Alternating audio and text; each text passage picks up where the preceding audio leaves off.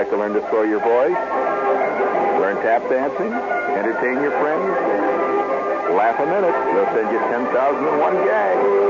Each one guaranteed to be a boffola with instructions for delivering the gag, including selected gestures. So you've come to the right place. Long last, showbiz has come to you.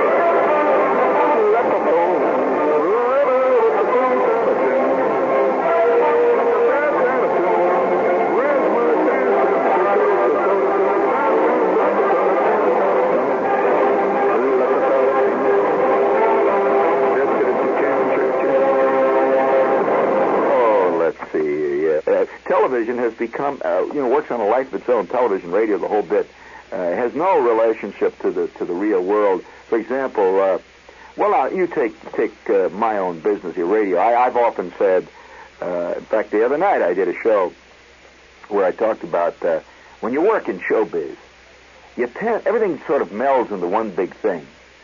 And so this is the way it is with writers too. I've read a piece.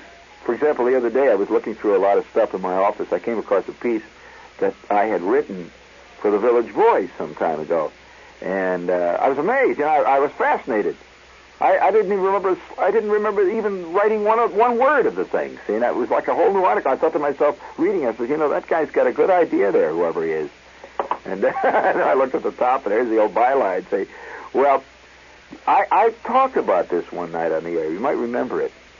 When I talked about how writers, especially if they've written over a period of time, they don't really remember what they've written.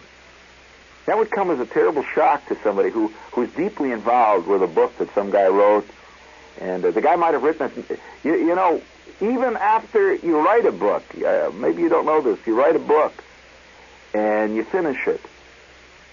Well, before the book actually gets out on the market, it's sometimes almost 2 years. It's certainly a year. No less than a year. And sometimes it's 2 years after you've written it. Well, by the time it comes out, the guy is deeply involved in many other projects. He's working on stuff that's going on a year later. And so people will come up to him. Now, the book is new to them. They'll come up to him and they'll say, "Oh, that was fascinating. What you said about the automatic fly swatter company. That was a fascinating thing." He says, "Oh, yeah, that's right." He's wondering, what the hell did I say about the automatic? I never heard of the automatic fly swatter company. And there's this moment of panic. I've seen guys on once in a while being interviewed where the interviewer will ask him a question about his book. Like, I want to ask you, is a typical question is, now look, I don't want you. I don't want you to get it wrong here, but I'd like to ask you a question about something you say on page 83 here. You say here that people who come from North Carolina have a tendency to go in for horseshoe playing. Well, now I'd like to ask you. The guy's sitting there. He doesn't know what the hell he's talking about. He says, "Well, I'm very." He didn't remember even writing it, so he has no way of answering this. Well, I talked about this on the air. I don't want to, burden you with all this jazz, but I talked about it on the air one night, and I got a letter from a writer. Do you want to hear an actual, well-known novelist wrote me a letter? Did you ever hear of Faith Baldwin? Well, Faith Baldwin is one of the grand ladies of American novel. She's written thousands of books. You see, yeah, she's really something else. Faith Baldwin, and she's a listener. She writes me these great letters all the time, very funny letters. And so here's what she says. She says, "Shepard, as for forgetting what you've written, I just assume, in my case, around 100 books," she said, "give or take 10 or 12. How would you like to have written so many novels? You can say, well, I'd like to forget around 100, give or take 10 or 12, one way or the other." She says, "As for forgetting what you've written," she said, she says, "I had an experience recently like that. A couple of years ago, there was a reprint of a novel that I had published in 1939. And the reprint came to me," she said, "and I looked at it, and I recalled only the setting." She didn't remember actually the novel. She remembered the setting, which was Sun Valley. So I read it. I was fascinated. She said, so much plot. She says, I hate plot. She says, even though I began in the pulp, I hate plot. She said, with so much plot. And the characters, all of them, were in a fearful bind. I couldn't remember how I got them out. She said, I was fascinated, so I kept reading. And at the end, I was thunderstruck. It was a totally new scene for her. Well, now there's a novelist. There's a classic example of that. And the other day we were down in the tape room here, and we had a whole mess of tapes of shows that I have done in the past, a lot of shows, and we put them on. We were putting them on the tape machine, listening to them, and I suddenly found myself listening to this wild story, and it was exactly the way Faith Baldwin said. I'm fascinated by the story, and I couldn't figure out how it was going to come out. And I was sitting there cheering, and yeah, I forgot it was me coming out of the loudspeakers. And it's, oh, wow, wow. You know, the music was coming up, and the guys were screaming, and the characters were yelling and howling. And I found myself completely immersed in this story, which I myself had told. Now, I don't know, you know. So take yourself now. Take your own life, Tony, your own life. Anybody's life, sitting out there listening. If I were to... See, people tend to believe that their lives are something they're deeply involved in all the time as they live it. It's their life. And I've always been fascinated by memory and the connection that the person has with events that go on around him and places he's been. I think that if you were to take a life, your life, I'm talking about your life, everybody's life, just a life, and you were to make a graph out of it, like, you know how in the Wall Street Journal I always have a graph. It's like a dollar, a pie, and it shows it divided up into different things. Your tax dollar, it'll say, and it says defense, a great big chunk, and it'll say rent, a big chunk like that. Where does your dollar? You've seen those graphs. Well, if you were to take your life and put it in the shape of a pie graph, and there'd be a big chunk right there. It says sleep. That's a big part of your life. How many hours do you sleep a day? Well, let's assume an average of 8. We'll just take that for argument's sake, some more, some less. But I guess the average is about 8. And so out of a 24-hour day in your life, there you've got the good chunk gone right there. That's, what is it, a fourth, isn't it? A third. A third of your life you sleep, okay? All right. Well, then... let's take the next chunk, eating. How much time do you spend eating? Well, figure that out. The average person will go out to dinner, or he will have dinner. Usually dinner is the longest time of the day in eating. You'd say 2 hours. Is that one meal? That's 2 hours all day? Well, I think most people spend more, Tony. I really do.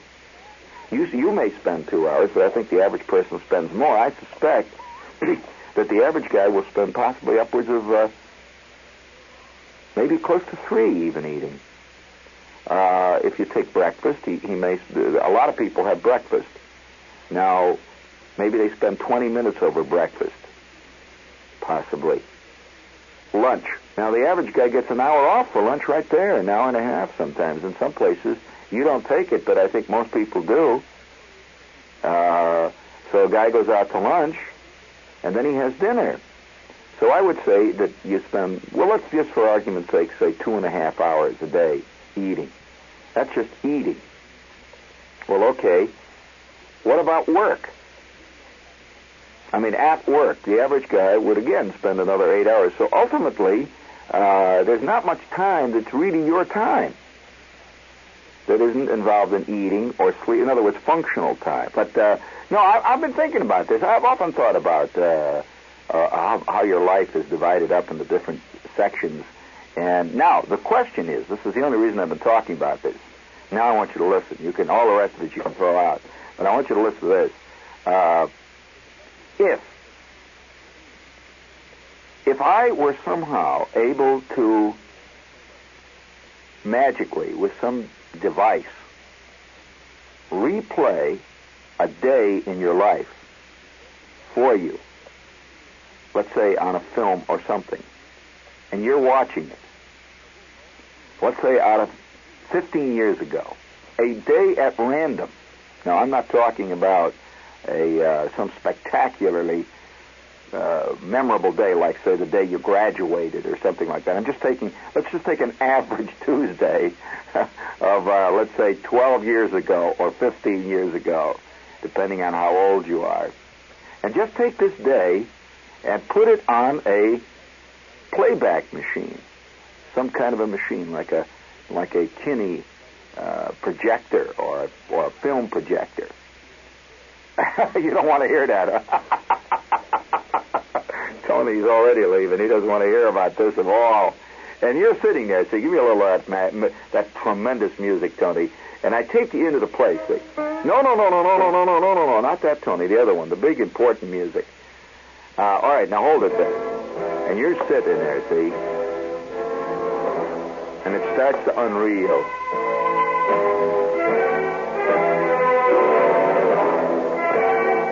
And you see this scurrying figure come dashing out of a subway entrance.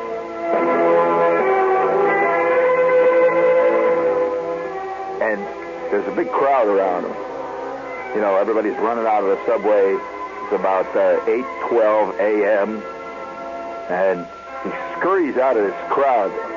You peer at him, so you look at him, and then I, as the over-speaking voice, say, "You are looking at yourself. There you go." And the camera zooms in and picks up the face that's covered with sweat as it's running like hell down the street trying to get to work on time. And you watch yourself. Would that be a pleasant experience or not? I don't know. And you'd say to yourself, that coat. I remember. Oh, yeah, I remember that coat. Oh, yeah. It always used to get me under the arms, yeah. Oh, I wonder whatever happened to that coat. Look at the funny pants I'm wearing.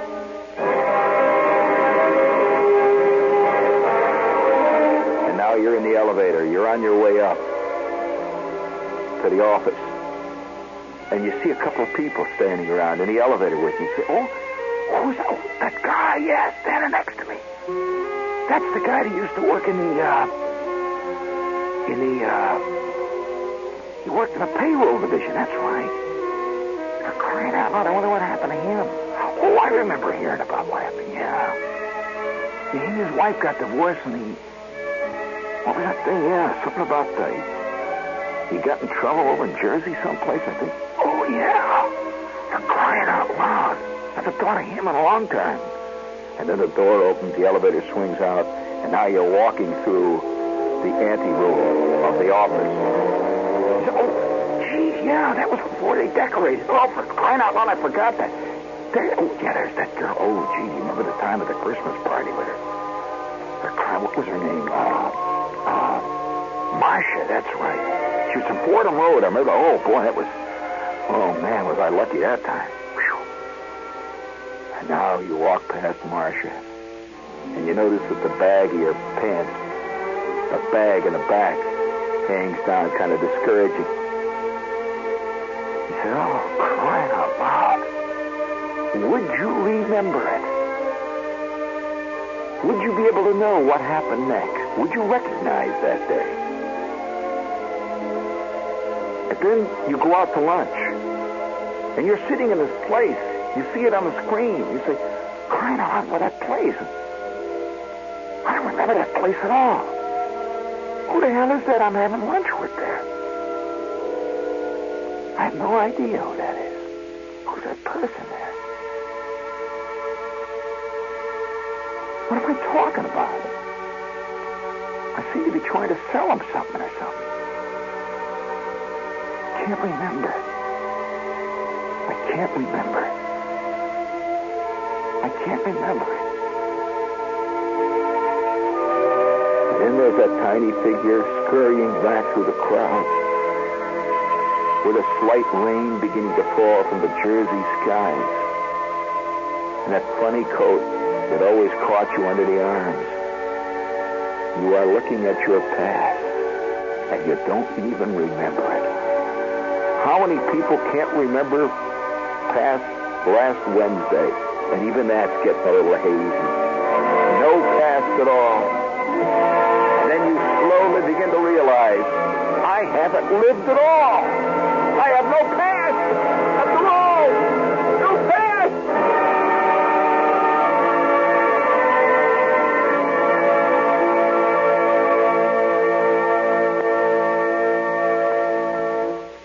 Wow. I shouldn't do that. But there's a lot of people jumped up and says, turn that guy off, turn him off, turn him off. What's this not talking about? You know what I'm talking about, friends. Yes, indeed. That's a whole one-act play right there. You know that? And I think it says more than most dramas that are out on the stages today. But I don't know whether many of us would like to do that. I mean, if you were given the chance to do a thing like that, to go in and look at it, you would do it. But I'm not so sure that it would prove to be a pleasant experience. Well, now, think about it. Think carefully about it, because there's a lot of ramifications to a thing like that. And, of course, the obvious thing, you'd immediately say, oh, you know, gee, don't tell me I used to think a tie looking like that was great, that kind of stuff. But there would be other ramifications that... I know people who do not want to see pictures of themselves, who really don't want to see pictures of themselves, particularly pictures taken in the past. They don't like to see that. Listen, I'll tell you one of the most interesting examples of that I know of. I know a guy who was he's a star. A motion picture and legitimate stage star. He's done a lot of TV, too. But this is a guy who, about the late 30s and up through most of the 40s, was a really big name. You know who I'm talking about. I mean, he is still a name, but he's not a big name like he was. A big name. He's one of the top, if you were to say, let's say if there were 40 top motion picture stars, he was one of those top people. Well, he practically flips when one of his old movies gets on television. And he won't look. He absolutely refuses to look. And one night, I happened to be with him on a night when one of his great classic movies, in fact, it was the movie that made him a motion picture star, was on. Great classic movie. And it was one of the great movies of the late 30s, and it was on television, and I happened to be in a little apartment with him and 5 other people when somebody mentioned that this movie was on that night. And, of course, he knew it, but he didn't say anything about it because he obviously heard that it was going to be on. And they wanted to watch it. And you could see him struggling. I didn't know about this, you see. I didn't know that he had a thing like that. And so everybody says, yeah, let's turn it on. And he didn't say much. And so he did. He let him do it. So the movie came on. Can you imagine being in an apartment, let's say, watching a movie with, we'll just say, for example, Claire Trevor, when one of her movies is on. Well, this is what was happening to me. And it was a great movie. It was a classic movie. This guy is a fine actor, by the way, not just a momentary flash in the pan, but a fine actor. And he still is recognized as a fine actor. And so the film came on, and we're all sitting around, and it began to develop. The picture, you could see it was black and white, and it was beautiful, good movie. And because it is a classic, it's the thing that made him a star. And he said, listen, he said, it was on maybe 10 minutes.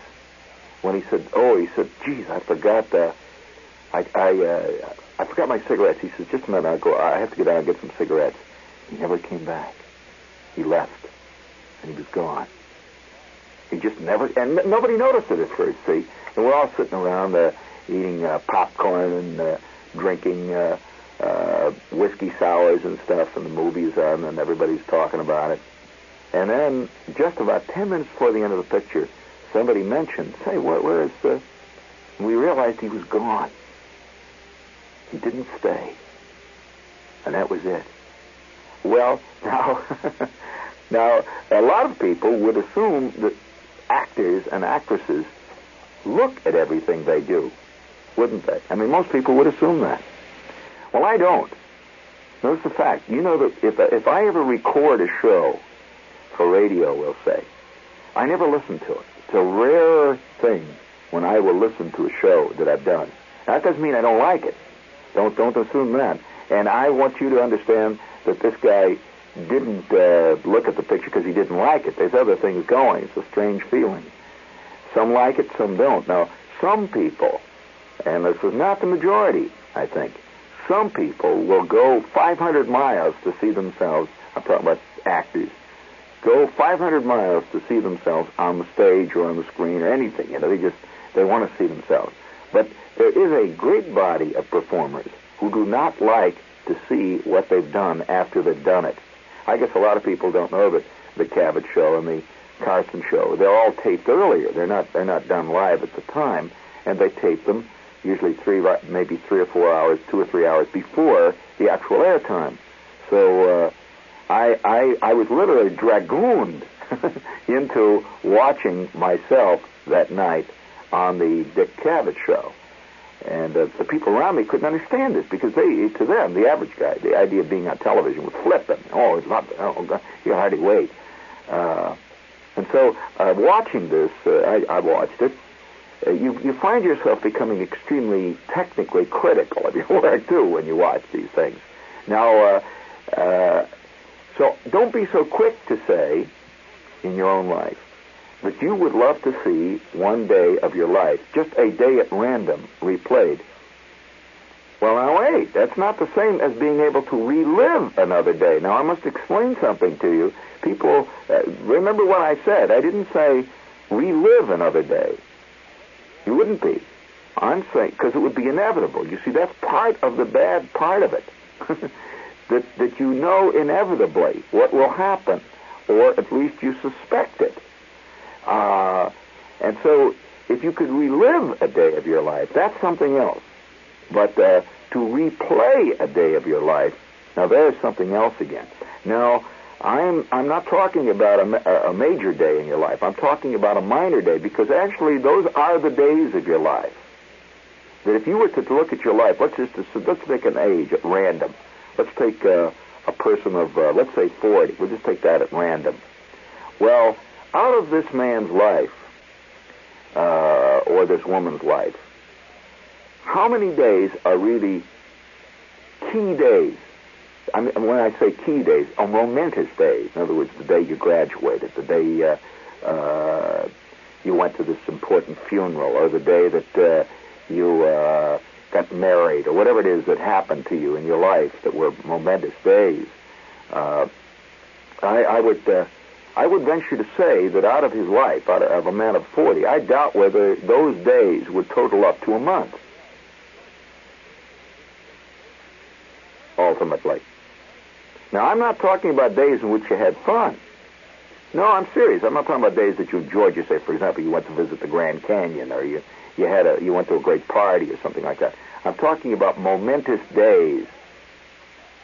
In fact, you know the word memento, when people say, well, he takes a memento. He keeps a memento from his graduation. Well, that's because it's momentous. You don't keep a memento, say, from last Tuesday. Gee, I want to remember last Tuesday, right? So I'm going to keep this match cup. I want to remember. No, you don't. Why do you do it on a momentous day? Because this is a day that's important, see? Okay? It's a silly show. Well, it is a silly, really. You know, hardly anybody talks about life. It bugs me so much. You hear all these folk singers yammering away, and you hear different people supposedly coming up with great philosophy and people who are deeply involved in one thing or another, and supposedly great artworks. And hardly anybody really talks about life. They talk about issues, or they talk about sex, or they talk about love. But life itself is much larger than any one of those single issues. We forget that. We tend to not realize that life is a thing. It's like pregnancy. Either you've got it or you're dead. Either you've got it or you don't. And no one person can have more life than another. There's one of the misguided ideas of our time is, say, somebody of 15 is more alive than somebody of, say, 60.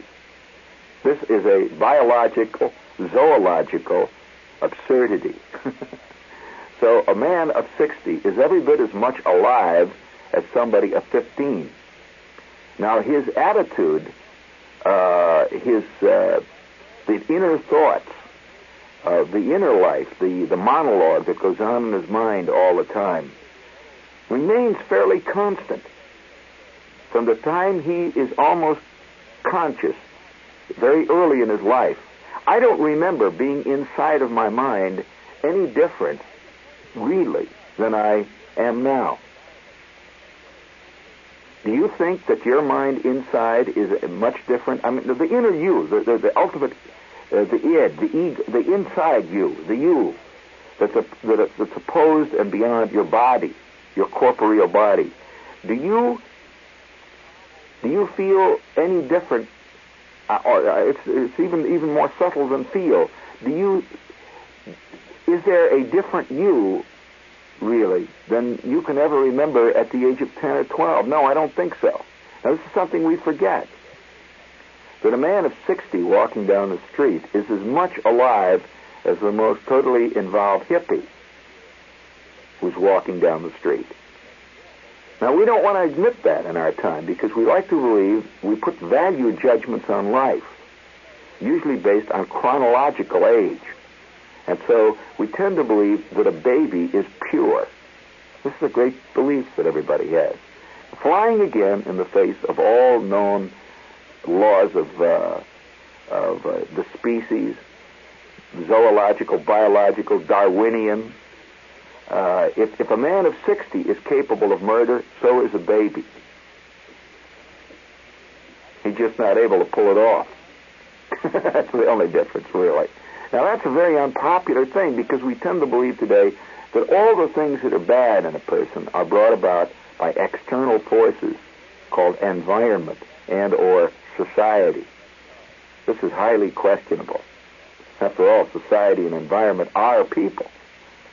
So where does it start, the chicken and the egg? But I'm just wondering whether or not the average person, you'll excuse me having a deepie tonight, I just wonder whether or not the average person would like to see, once it got rolling, now the idea would intrigue you. I think the idea of looking at your life, a day in your life, would intrigue, and does intrigue you.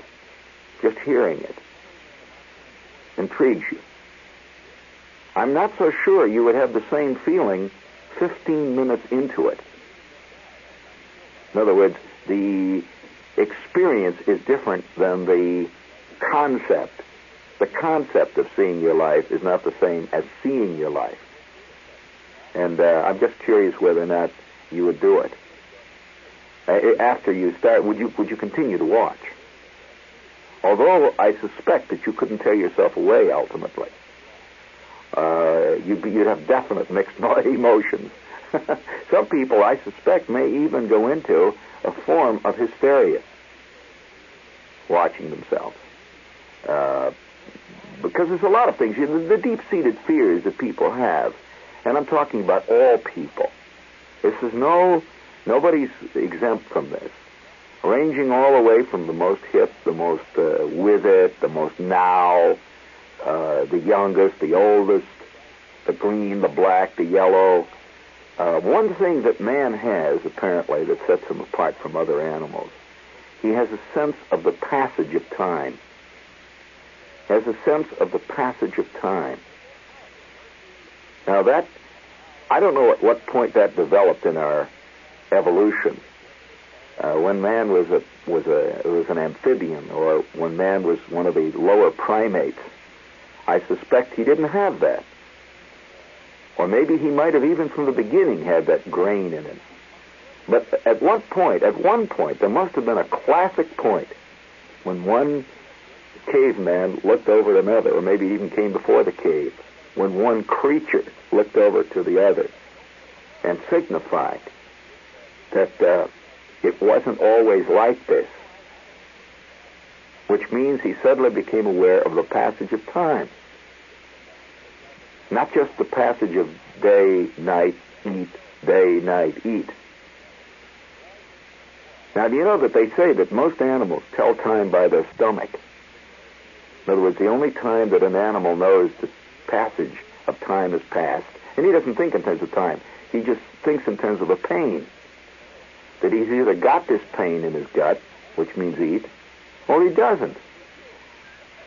If he doesn't, he runs around, sniffs, and then it starts, and then he runs around and sniffs and eats. And that's the way his life goes. But man records his time.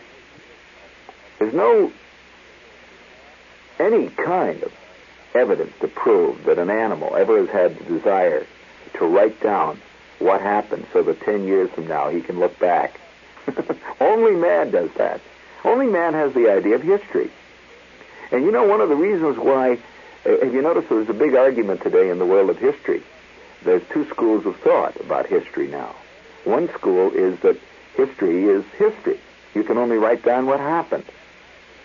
The other school is you can interpret history however you want. In other words, you can rewrite it if you wish to. There's a growing school of Orwellian, let's rewrite history in terms of if you happen to be involved in race problems, if you're interested in economic problems, you can go all the way back and rewrite history. Anybody who claims that the revolutionists, we'll say, of the 1777 period have any relationship with the so-called revolutionists of today is rewriting history. He's way off base. But he finds it convenient to do this and wishes to do that. So that's part of our problem. If you were to look at this thing, this picture of your life, this one day out of your life, see, my premise is that out of a man's life, he only leaves about 30 or 40 days that could be called pivotal days out of his whole life. And all the rest of the days are just days. But we tend to think always in the future or the past. Have you noticed that on an ordinary day, you're always thinking of the weekend? You're not thinking of today. Today is a stepping stone to the weekend, which you assume, of course, will be what the point of the week is. Or you're looking forward to Christmas, or you're looking forward to Easter, or you're looking forward to your vacation. Therefore, really, in a way, missing the point of your life. I'm saying that out of the daily world that you live in, I'd say a good 60 to 70% is just fooling around, figuring out, what you're going to do on this next big important day. In short, the days of our lives we do nothing about. The actual days we just sort of get through, and that is what would disturb you, I suspect. To see yourself a 124-hour day doing nothing, just walking around wasting your time and scratching.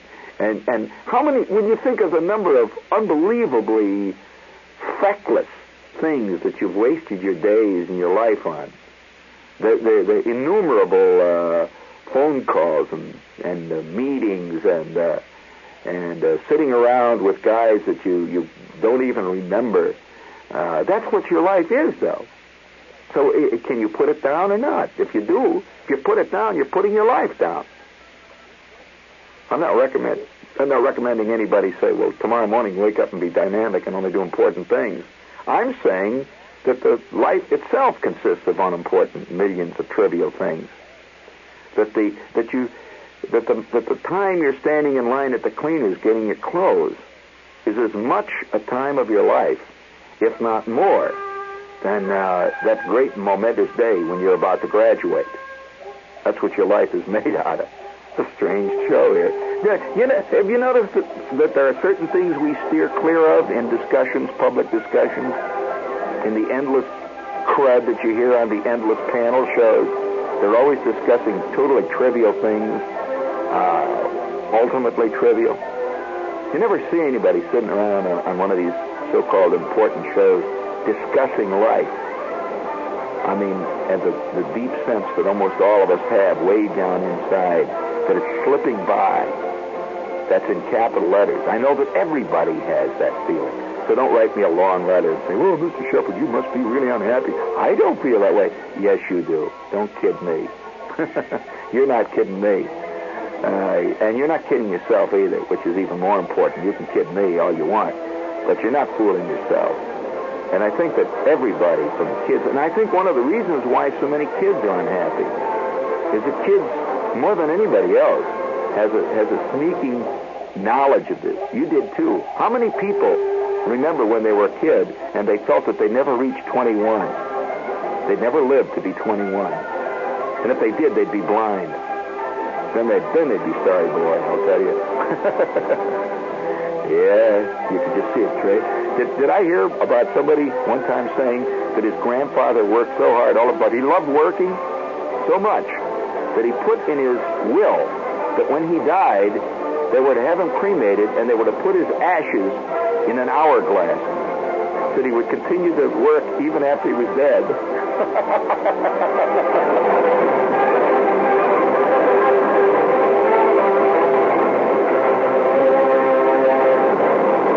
All right, this is WOR New York. Stay tuned for In Conversation, dummy.